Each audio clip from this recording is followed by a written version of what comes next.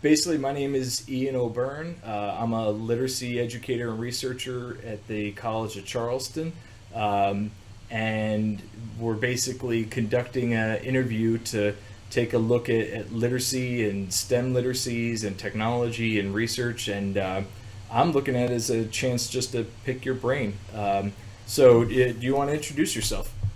Sure. Well, I'm out here in Logan, Utah. So I'm at the Utah State University. I'm a professor here. I've been here for 20 years now. I work in the College of Engineering. And so on the STEM side, I come from the engineering component within STEM. And I also work specifically in engineering education. So we have a department here, which are it's very few departments across the nation have an actual Department of Engineering Education within the College of Engineering. Our focus is to service all of the foundational courses that engineering students take within their engineering program. So we teach the statics, the dynamics, the electronics, everything that is foundational to being an engineer. And that's what our faculty work with, but we also offer a PhD program in engineering education. So we're looking at many areas within the research within not so much building widgets, but how to build a better engineer. So that's kind of our research focus in our department. Now, myself, my research focus looks at design thinking, engineering design thinking. So I look at expert, novice, and try to make some sense out of how freshman engineers think, how senior engineers think, and then how expert engineers that have been out in the field for 10 years are thinking about design problems, about different things. So that's pretty much the focus of my research. But I also have a currently funded project with the Department of Education, which is a Gear Up project. And so it's a large project working with the College of Education. And I'm looking at it from the engineering side, but we're doing professional development for teachers to better prepare them for the science standards that are out there now, which has an influence in teaching engineering within those science standards. So that is a funded project that I'm working on as well. So professional development and engineering design thinking are the two areas that I specialize pretty much in. That's fascinating. So I've got like three levels of questions, and I'm already diverging from the four that we had set up. But so the students that are in your program now, where would they go teach? Where would they work? I mean, where do you go with engineering education? Well, that's, I guess, what's a little bit misleading. When you think of engineering education, you're assuming that we're preparing teachers to go out and teach because it's got the education piece to it. No, we are just preparing all of the engineering students in the college to be better at getting through the program. As you're probably well aware, engineering, we have almost a 50% dropout rate because of the not so much the difficulty of the program, but maybe it's because of the way it's being taught. And so students get disenchanted and they move on to other disciplines, business and the sciences and other things. So we're looking at our faculty are all engineering education professionals, and so with that, we hopefully are producing better quality within our classes at these early levels within the engineering program so that we can have students further advance through the program and get into those upper division courses. So we don't actually offer a teaching degree in engineering. There is an engineering and technology degree that is offered on this campus, but that's offered through the College of Agriculture, and it's through the a technology area. Would you see? So it's basically just trying to support and scaffold the students to get through the program and not leave the sciences. Would you see? Have you learned a lot, you and your colleagues, in the development of the program that you see as being applicable to staying in the sciences in general, or is it just specific to engineering? No, I think we're looking at STEM in general in a lot of ways, because a lot of the work we do in cognitive science directly relates to our metacognition, maybe, could directly apply to any of the pillars within STEM, the science, the technology, the engineering, or the mathematics. So, yeah, we focus on the engineering side because those are the students we have in our pools as we do our research. Since we teach large-scale classes that maybe have 100 to 200 students in them typically, because they're the foundational courses that all engineering students take, those are our laboratories where we do a lot of our research. We look at collecting data from students in those particular classes, because typically those are the ones that are in the freshman and sophomore levels of their program. And if we can find out what's going on in their heads at that level, that'll better prepare us for maybe modifying and rearranging curriculum to advance them to the upper division classes. So what are the challenges? What are the things that interfere and make, students that want to drop out and leave the sciences or engineering at your level? What's happening? And I'm assuming it's much of the same that occurs across the different levels. Yep. We have a lot of money in STEM, and we all want to crack that STEM puzzle. But I'm wondering, just from talking to you, are there bigger things that are interfering? Are there other factors we have to include? Well, as you're probably well aware, it's very complex. I mean, it has to do with whether they're students. In engineering, traditionally we have a small number of minorities. Minorities in engineering would be African Americans, that would be Hispanics, and that's women. And those numbers are under 20%. So, especially in the women, when you look at the number of women in the educational pool, we don't do very well in engineering. Now, that being said, those are some of the things we're trying to improve on, is getting retention within those ranks. We do quite well with the other pool of people that we have, across the country.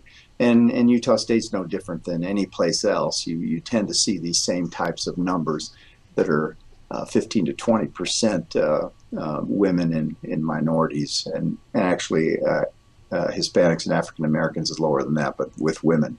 So that's one of the things that we're really trying to look at, is how do we make the culture within our classrooms and in the College of Engineering and in engineering in general, the profession, a climate where more minorities are attracted and can and feel like they can survive in it. You're probably well aware engineering is probably one of the most difficult disciplines on a campus.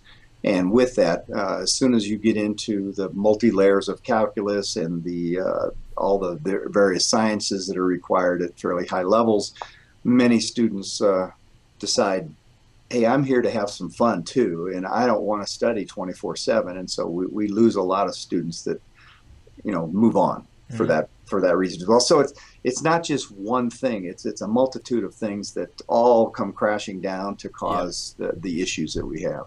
Well, that's the thing, is like you had that connection between, the science, and you have to have the strong math background, and, that is part of the college experience. That's part of the educational experience, that it's not, there's those dispositional aspects to the field. There's those attitudes and aptitudes that you have to have. And maybe it's not a bad thing that you say to a student, well, this isn't for you. And it happens in our program, it happens in our department, where they have the smarts, they have the intellect, but they don't really have the dispositions, the attitudes to make it happen, the mindset. And so maybe it's not a bad thing that they look at math and say, I can't handle this. Or if they want to, then they can scale up and level up. Yeah. And of course, probably as other disciplines do, we work very hard to give students multiple opportunities to be successful. In other words, we spend a tremendous amount of money in engineering each semester to give the students the opportunity to go to recitations, more advanced recitations, or more of them, that they can get tutoring on an individual level or in a group level, that they have opportunities to meet with professors on a regular basis to discuss some of the challenges they're having in a particular class. So we really we are trying to make maybe the profession a little more interpersonal than it has been in the past, because uh, you look at some of the senior faculty, and their attitude, and I'm a senior faculty, but I'm just speaking as a person here that knows how others think in our profession, and that is that, hey, this is the way it worked for me, and this is the way it's going to work for Yeah. you, and things have really changed. Students these days are quite different than they were 20 years ago and 30 years ago. So that attitude really isn't helping our profession. And so I think the younger faculty coming into engineering are more cognizant to the need to have a more friendly and user-friendly environment to the way they teach and the way they work with students. That's one of the problems that we see in education is that, and not just education as a field, but as an industry, there's a lot of us that believe, what, this worked for me. So, don't tell me that education or the field is broken. As we continue to study and research the field, we realize all the challenges and errors in what's happening and the system. And then, people come up through it and they have this mindset of, hey, it worked for me. I'm here. I'm at the top, or I'm working my way through. How dare you tell me that there's an issue or it's broken? So if we look at STEM, if we look at engineering, if we look at the sciences, I think there's that part that is okay, you need to have a strong academic background in this. You have to have, what are the other components that someone, when you try to lure them into the field or keep them and retain them, other than like the academics, Right. what are the other mindsets and things that they need to know Sure. and to And make it friendlier, like you said? Well, and I think literacy is a part of that. In other words, students nowadays, when they come out of our program, they not only need to have the foundational skills and the technical skills, but they need what the industry calls the soft skills, which is a common term that just means they need to be able to communicate. They're not the geeks with the pocket protectors anymore, that they can socialize in a group environment, that they can have skills to be outward, not just this intrinsic internal processing that many traditional engineers have, and become more outwardly, because everyone realizes that an engineer today doesn't work in a standalone environment. They are always needing to be presenting new information to a group of people that aren't in their field, so they have to be able to digest the information and put it at a level that others can understand, and be collegial and work with others as well. So I think those softer skills are something that we're really spending a lot of time on: communication and preparation for jobs and things of that sort, because those are things that we're seeing that the advisory board members that we work with on a yearly basis really like to see more of that. They feel real comfortable with the technical aspects of what the students come out with, but they really need them to be a little bit broader. Those soft skills. You said, you define yourself as a senior researcher, as a senior faculty. How, knowing the field and work through the field, how do you feel about that? I think it's great. I mean, I've always been a promoter of education. That's why I'm in engineering education. And so with that, I realized that you need to do more than just have your head full of a bunch of stuff. It needs to be you need to be able to talk to different levels of people, and you need to be able to be approachable, and you need to be able to communicate. And so I'm very complimentary of the changes that the profession is making to enhance the ability for students to be more viable with communication and other things. Mm-hmm. Is that a common thread in the field? How does the field react to that? I think overall, I think you're right. It is a common thread throughout the field. Most engineering professors and engineers in general that are out, the professional engineers, realize that the whole dynamics of the field has changed over the last 20, 30 years, and with that, the graduate needs to have changed as well. I don't think anybody is fighting that aspect. The fight comes from the professors that don't want to give up the hard rigor and spewing the whiteboard with formulas and expecting the students to just retain every word that comes out of their mouth without, seeing it from multiple sides. And students today, as you're probably well aware, with all the technology and all the things that distract them on a daily basis, to get them to focus on one thing is very, very difficult. Mm-hmm. And so we have to work very hard to give it to them from multiple sides. So give it to them through technology, give it to them through some form of lecturing. The flipped classrooms are becoming more and more common in engineering because it puts more onus on the student to go out and prepare in advance of the particular face-to-face time they'll have with the professor. Is there, and I apologize for the different questions, but you're fascinating. Are there different mindsets that are required now as opposed to 5, 10, 15 years ago in your field? I know that in my own field in education, there's a lot of this thought and dialogue about, you don't need to teach the students the rote memorized pieces. You need to show them the habits of mind and how to access that information. And there's like a subtle shift in, empowering them. Is that happening in your field as well? It is to a certain extent. If you look at the history of engineering and you realize that way back hundreds of years ago that it was pretty much an apprenticeship type engineering program where people were taught from others. And so the things that you're talking about, those hard facts and things, no, it was all hands-on learning as you went. But then when the 50s came about and we had the space race starting out with Sputnik, and then all of a sudden the U.S. woke up and said, hey, we need to have hard sciences, and they took that from Europe. So they really swung the pendulum the other direction and went really hard on just knowing the theoretical aspects of engineering. And they realized that after a while that really wasn't a good way to be. So the pendulum has kind of swung back a little bit now to where we're seeing now more of a mix, as you're mentioning. We're seeing the soft skills, but we're also trying to see more hands-on and theoretical in engineering at the same time. So, over the last 100 years, it has changed quite a bit. And still maintain that rigor. And it's continuing to change. Yeah. But what we find from our employers, the people that want to hire the students, they don't want them just to be hands-on people. They want them to be able to take this theoretical knowledge and use that for good engineering. Yeah. And so they don't want us to go very far. Well, that's one of those challenges that we'll have, is that, as institutions of higher ed, professional agencies will send students out, but then there's a lot of backlash online, especially about sending out graduates that can't think on their own, Yeah. Right. And I think that's really something every person that hires is they want people that can think critically, and that can, use what they've learned in school to advance the company's mission, whatever it might be.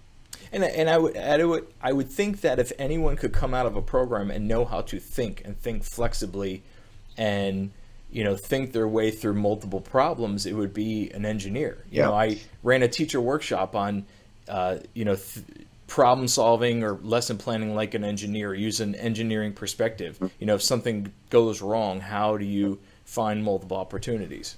Right.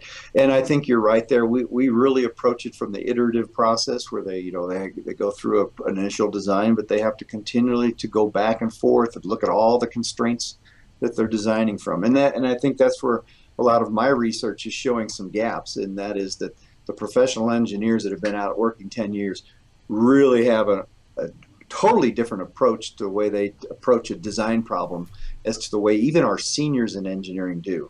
And so we've got a long way to go, but learning from this research is really allowing us to start to look at the foundational classes, the ones that we teach in engineering education, to modify and get them more engineering experiences early on, because the engineering curriculum is so packed with curriculum. There's no flexibility for electives anymore like there used to be 25, 30 years ago. Everything is just book solid.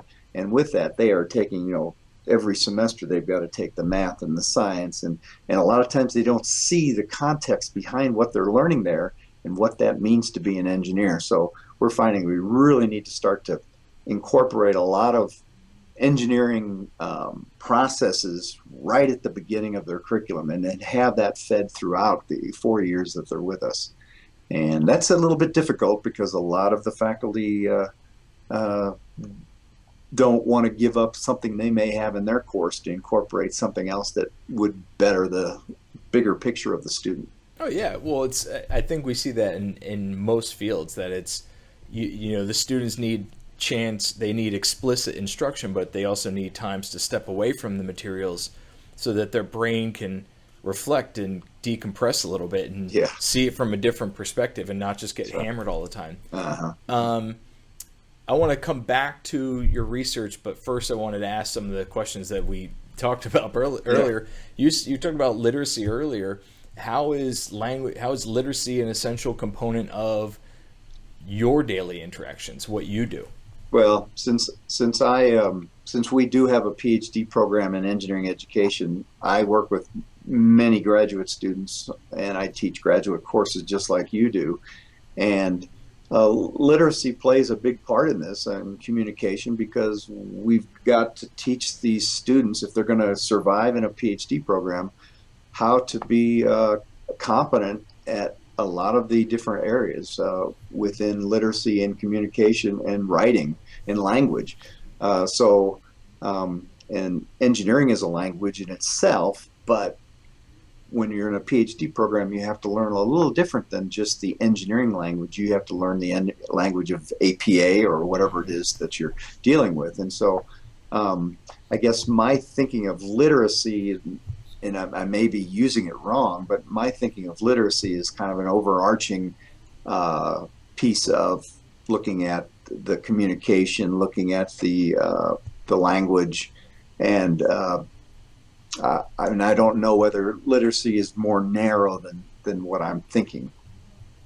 No, I think you're right on. I think that literacy means a lot of different things for different people. Part of it, you know, in a narrow perspective, could be reading and writing, and Yeah. then the socializing, connecting, you know, participating element of it. You know, a lot of communication built in, and you know, a common language across those Right. spaces. In working with your students and developing those students, what are those? What are the literacy practices you build in? Do you? It's interesting because I wrote a column recently on coding, and I've been talking to researchers that are coders, and they talk about coding and education, and almost all of them I said, well, what is coding? How do you explain coding? And they say coding is a language, but it's a literacy, like it's a, you know, so could we say the same about engineering? Is there a literacy of engineering? Is there a common discourse? Yes, there is. And I think since we are working with engineering education rather than, we assume that when students come in with a bachelor's and a master's in an engineering discipline, whether it be mechanical or civil or whatever, then they come into the PhD program in engineering education. They now have to take all of that preliminary work that body of work that they have, which would probably be the coding part of it, the language of engineering, and then they have to now learn to apply that into a language of education, which is opening up a whole new set of doors for them as far as the, you know, how people learn and how teaching is done. And they have no idea any of that when they come into the PhD program. So there's a lot of background information and literacy that they have to learn on the education side that amplifies and then works together within the piece, you know, what they learned while they were in their engineering disciplines. So it's almost like they have to, you know, relearn and then translate Yeah, yeah, what and they've learned from they the really past. find, especially when you go into the cognition side of education, and they start to look at the density of the reading that goes in there. It's very difficult for them because they just have, their mind is thinking a completely different way, and now they have to come in and start looking at it from the education side. The good news is that most of the students that go into the PhD programs in engineering education have always had that little seed in the back of their mind that's been, I think I should be a teacher, or I should affect somebody in a different way. They're not just the hardcore engineers that want to design and want to build. And so they have a little different approach, that they've gained over time, whether it's through work experience or whether it's through the courses that they took and they looked at a professor and said, I like the way that person teaches, or they looked at another person and said, man, that person's terrible. Whatever it might be, all these things kind of have brought them to our discipline of engineering education. How do you attract the students for it? Do they find you? Do you target Yeah. them? I mean, because Well, you have to find that particular person Yeah, that really yeah. fits it. And because engineering education is a fairly new discipline, it's only been around for about 10 years. Started at Purdue and then went to Virginia Tech and then Utah State. So the three universities have pretty much started the engineering education discipline, and it's been growing and spreading slightly, but it's still not a whole lot of PhD programs out there. And getting students is, I think, any engineering discipline getting graduate students is difficult these Yeah. days. It's probably the same in education. I don't know, but I'm assuming. We really struggle with getting full-time engineering education or engineering students that want to come into PhD programs because they would all like to keep their home life, keep their, keep all their advances they've made with their automobiles and their home housing and things, and to come to a campus and get put on a stipend. A lot of people turn and run from that. Oh yeah. So it is always a challenge for us, and so we constantly. So finding them is difficult, but finding the right one is also difficult because you can tell right away when somebody applies to your program and they've got to do a writing sample and give an expression of interest, and they write about something that has no relation to the engineering education side. You realize that they're just fishing, that they have no interest in really what you're doing, and so it is a challenge for us. Well, especially for a PhD program, it's another, like you said, there's the stipend, there's the larger body of work, there's the time invested, and then there's always the question, when I was leaving my classroom thinking about going for my PhD, is what will I look like? What will I be doing on the other side of this? Right, right. And you want to have that example to say, look, this is the world you're going to go into. This is the Yeah. life you will live after this. It's going to Exactly. be hard to make that sell. Yeah, yeah. And so there is no one magic way to look at it, but it is a lot of things. I mean, people come in for various reasons, and each student kind of has their own little reason for why they've decided to go this route. But when you're going to put 4 to 5 years into a PhD program, you better be serious about it. Yeah, That's for exactly. sure. And the beauty is that it's so new, Well, it is, relatively new. and that's one of the things that we are growing fast as a profession, more and more, and we're getting a lot of females that are interested in engineering education. That seems to be, when you look at the engineering discipline as a whole, as I mentioned, is 20% or less, and when you look at the engineering education, you're at 50%. So it's quite different. What one of the last questions that I had scripted earlier, looking at the skills and the soft skills and the literacy practices. I got another fire truck going down the street. I'm right downtown Charleston, so we have things happen all the time. What expectations and what's the fingerprint or the hallmark that we would see students coming out of your program? What literacy practices would they have? What skill sets? What soft skills? What expectations do you have for your students? Well, we want them to be a different kind of researcher. When a person goes through a PhD program, say in mechanical engineering, they do research in some particular narrow area, high level of mechanical engineering, whether it be looking at new wing design or whatever it might be. So they're looking at some high-end research in that particular field and building off what others have come along with. we want our students to be able to be mixed methods, which would be qualitative and quantitative researchers. So not only be able to take data, which engineers are very comfortable with, but to go to the qualitative side and start to look at the human collection of data. And that is one of the things that we find that they glom onto, but they struggle with that as well, because it's just not in their DNA, if you will, to just move away from numbers and quantities and to a qualitative where you're asking questions, and it's very soft and fuzzy, and that makes engineers We very see that nervous. everywhere, though. Like even in education, it's a lot of like, well, the quantitative. My stats professors in my doc program, it was funny. They would say, they'd have like a senior level, like very far along, that you're almost done the program, a quantitative, HLM program or whatever, and they would say, oh, well, I have to spend a little bit of time talking about qualitative, and they'd have like one sentence, and they'd be like, okay, I'm done with that. Now let's go to the quantitative side. Yeah. Well, I guess because those areas are, I don't know if they're new or if they're just not as comfortable, that people tend to shy away from them. But Yeah. but that's one of the things that we really push hard, is the qualitative piece within our program. So I think that's something that all engineering education people, if they're going to get out and be survivors and do well in that profession, they should be able to do both sides. I mean, they come in with a quantitative piece already, pretty much. So you build up the qualitative side, the mixed method Yeah. research. What other expectations do you have? Other expectations, we want them to be able to communicate in the classroom much more effectively.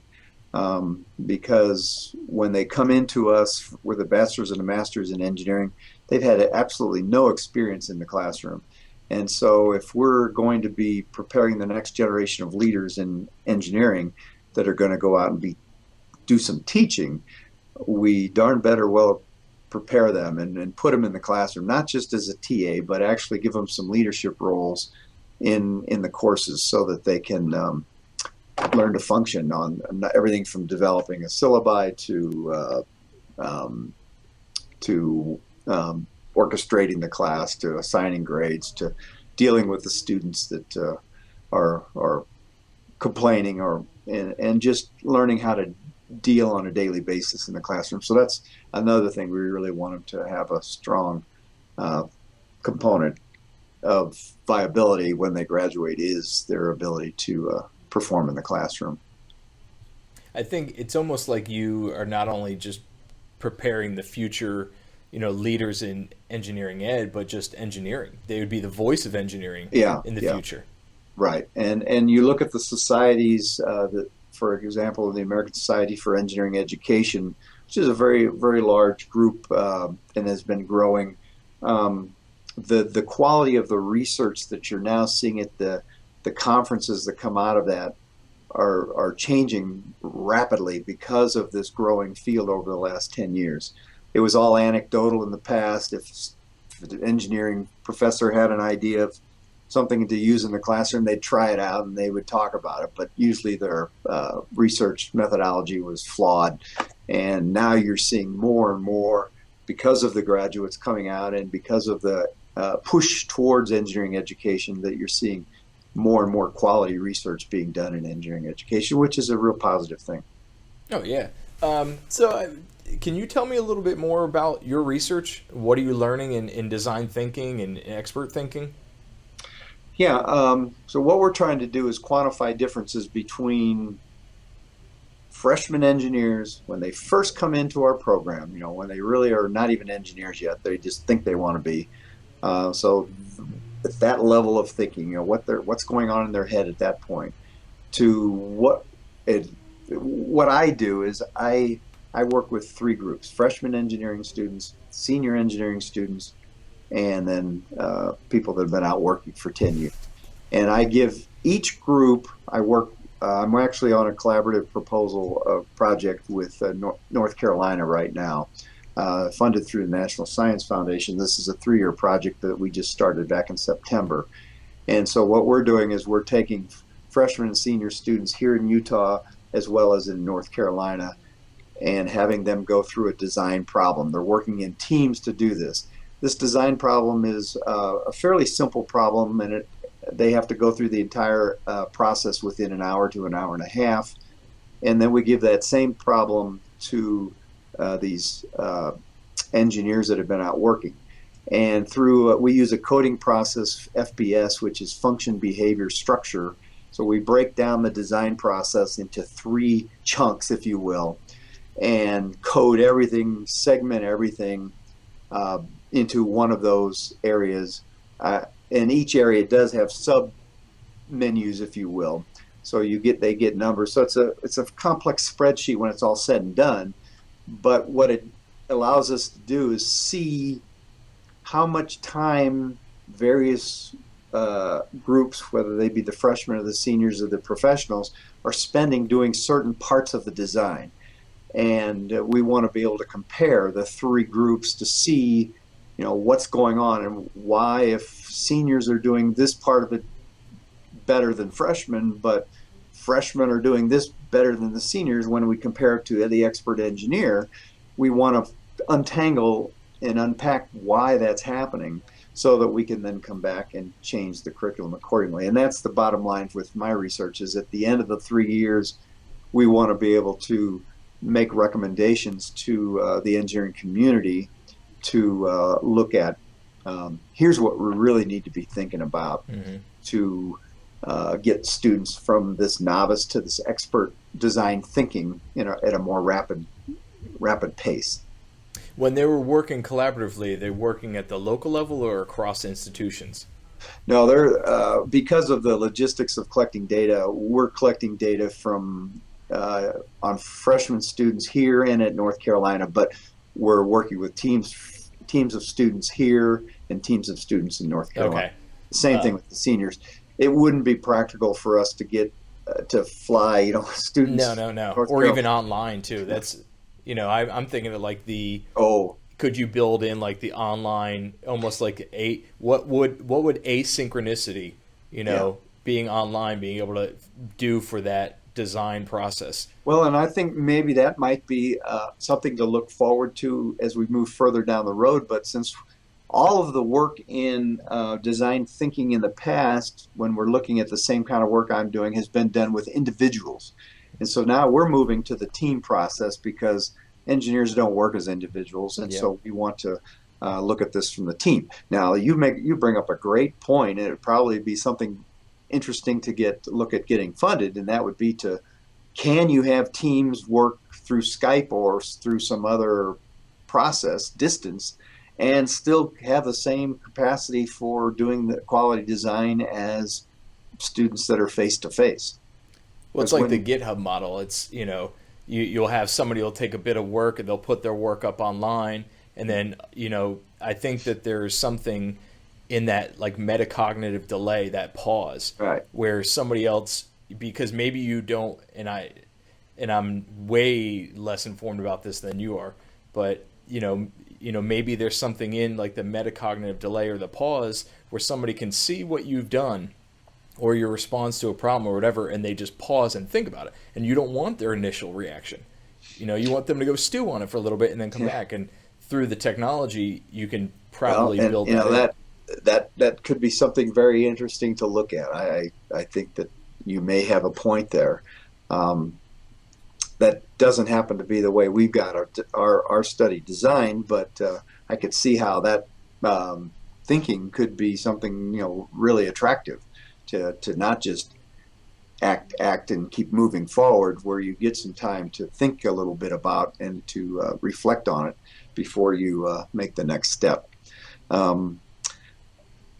One of the things that maybe would be people would think that possibly that's not a good approach, because when we look at, you put engineers in a room and you start to bang out a solution, you lose some of the magic. I mean, it's always under a time crunch. I don't know any time that you can't, it just doesn't seem to ever have a lot of reflection time involved. They want it now, and you've got this project, you got to push it.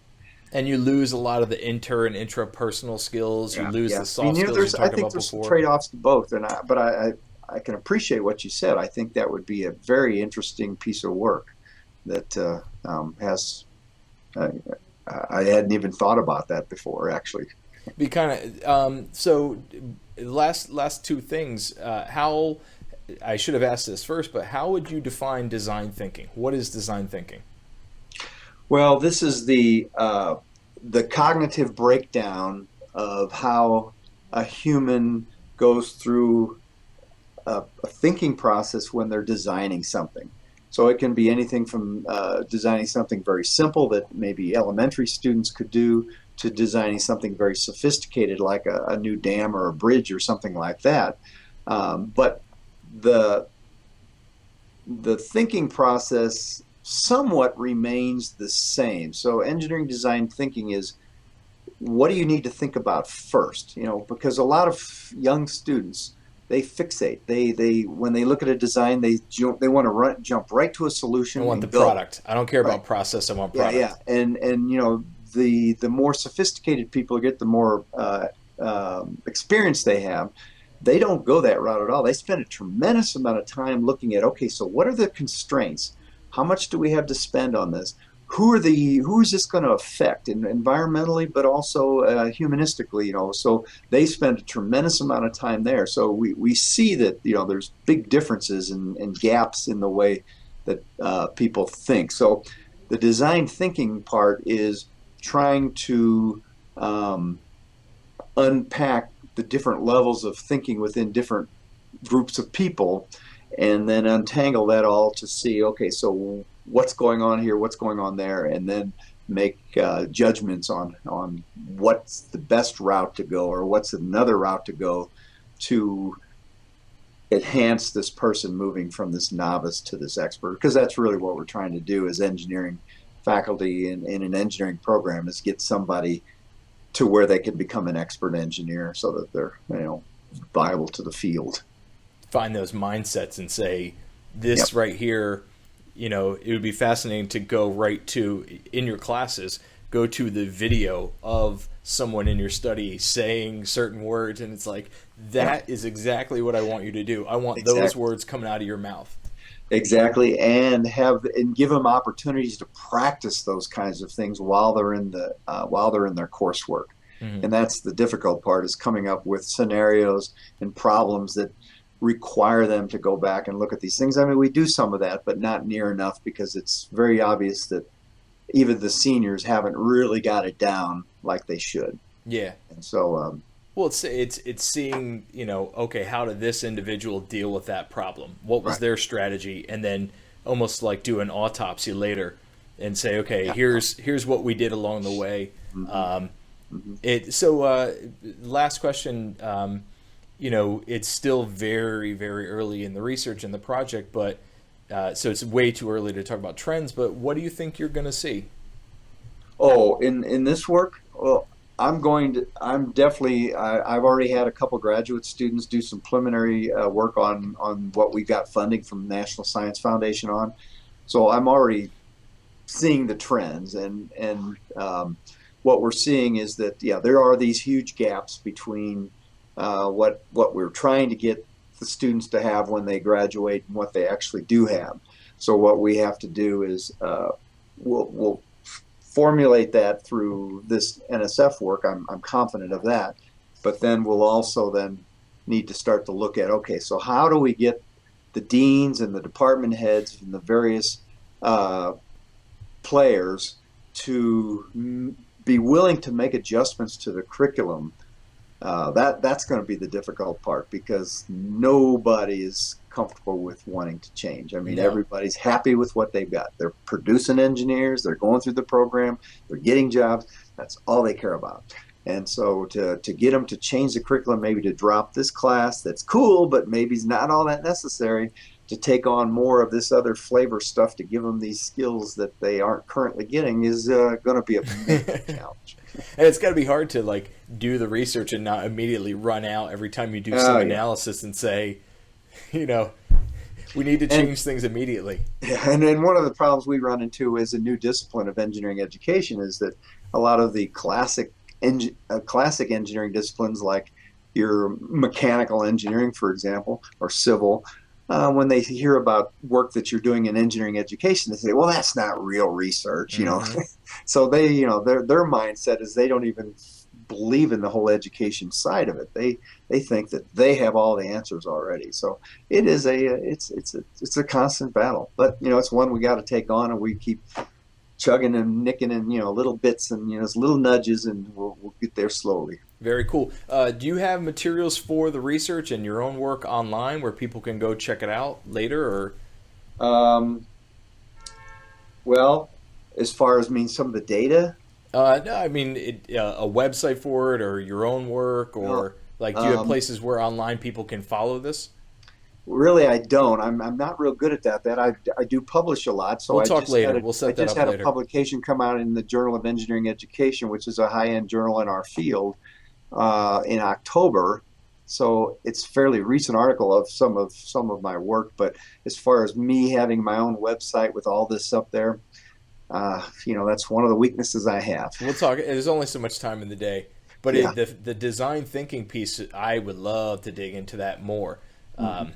But I will be respectful of the time. So I Yeah. really appreciate the chance to chat with you. Yeah. Well, And if you'd figure out like what me to you're into. send you that article that just came out in the Journal of Engineering Education, that would kind of give you a background of this one actually was working with high school students to college students to professional engineers, but it kind of gives you the same thinking in how we broke down the engineering thinking process into 8 pieces rather than with this one I'm using FBS, and that one was using the actual design cycle that you're probably more familiar with, where you define a problem and then you come up with solutions and you work right on around, which is typical that they use in science often as well as in engineering.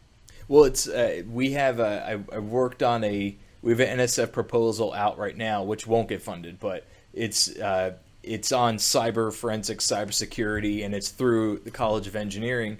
And the thought process is that the professors in this program and in cyber forensics, cybersecurity in general, there's challenges in pedagogy, like the teaching and learning side.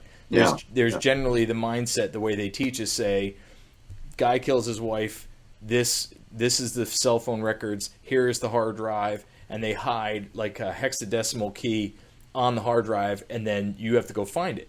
And I'm like, okay, well, how do you know if the student learned? And they said, well, if they found the key. And I said, well, what if they do everything except find the key? And they go, they didn't get it. And I go, well, that's not how people learn. You need to do yeah, something yeah, better. So your yes, research sounds fascinating, is yeah, create this narrative, this structure where you say, okay, right, instead of us, teaching people how to do it, maybe we study 20 people or more and see what steps that they use and develop almost like a workbook or a handbook to say, yeah, here's what works and here's what doesn't work, and yeah. then use that as a teaching And material. and you're right on there. That's really what it's going to take. Is you're going to have these advanced pieces of information that can be used by others to look at this. And so um, that it is a learning progression type process that we're using, I think.